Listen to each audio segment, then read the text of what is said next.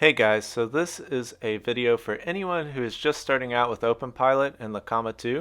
And if you saw my install video, it represented kind of the ideal installation process without any issues. And that isn't universal to everybody's experience. So I'm going to talk about some of the most common issues users experience when installing their comma.ai and hopefully help anyone who is having some trouble with their installation.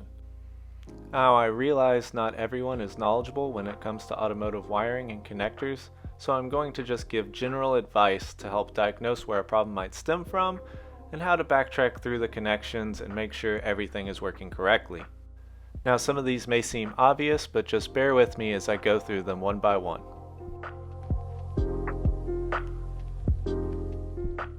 If your comma.ai is not powering on when connected in the car, check the connection between the RJ45 cable and the comma power, as well as the connection on the relay box. Make sure you hear an audible click when pressing the connector in. There is a 12-volt constant on the OBD2 port that the comma.ai is using to power itself, as it has no battery. I should also note here that when trying to power up the comma.ai outside of the car, you must use a USB-C to USB-A wall charger, and do not try to power it through something like a laptop USB-C port. They are low voltage and do not provide the correct power for turning on your comma.ai. If your comma.ai says Dashcam mode, then you may have accidentally selected the Dashcam software in the installation screen. Check out my installing OpenPilot software video for a walkthrough if you need help with this.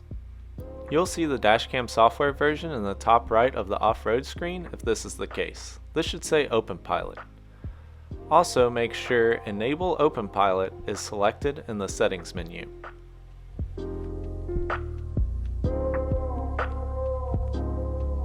So one of the most common issues we see is the comma.ai being powered up. As you can see here, the car is off. I'm going to go ahead and turn it on now. And nothing happens. The screen goes blank. It's in standby mode. You can see everything looks fine, but when you start the car, you don't see any change. 9 times out of 10, the issue is the USB-C cable connected between your comma.ai and the relay box underneath your camera cover. So to remedy this, you simply need to check that connection and push it in. If your comma.ai is rebooting itself, then this also might be a sign of a loose connection. What is happening is the USB-C cable can get power through the connector before the data lines make contact. This creates a situation where you have only power and no data coming through. So make sure the USB-C connector is firmly seated into the comma.ai and the relay box. After verifying your USB-C cable is fully seated, it's best to power off the car completely, reboot the comma.ai, and try again. If everything is connected correctly, you should see the on-road screen come on with ignition.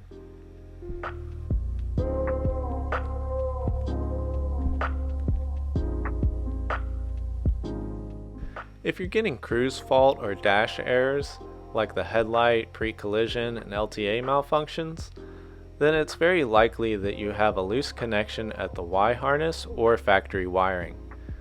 First, when dealing with interior automotive harness connections, you should be able to push them together with relatively little resistance and hear an audible click. Also, if your harness comes pre-connected to the relay, go ahead and disconnect and reconnect that wiring to make sure it's properly attached. This will help you track down issues later on.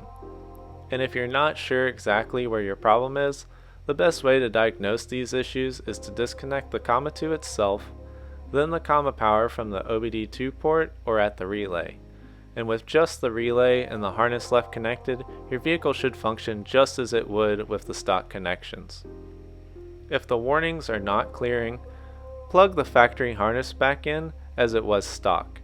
And if you're still getting dash errors, there's a chance you may have a blown fuse or damaged a pin inside one of the connectors, but that's unlikely. Some vehicles take some time for errors to clear, With Toyota, from my experience, it should be resolved after the power is cycled, but I've heard some Honda vehicles must be driven a few minutes before the warnings go away, so keep that in mind. I got this error on a fresh install, and rebooting the device cleared it, so sometimes it's as simple as that.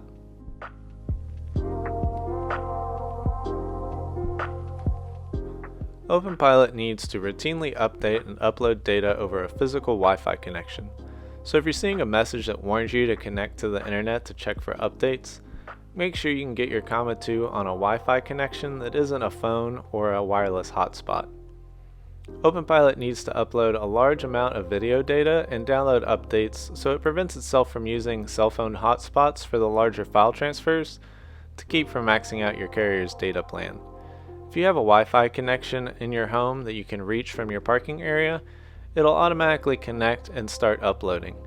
If you're not seeing the storage reduce on your comma.ai, then you're not connecting and you'll get a few warnings before finally being unable to use OpenPilot until a connection is made.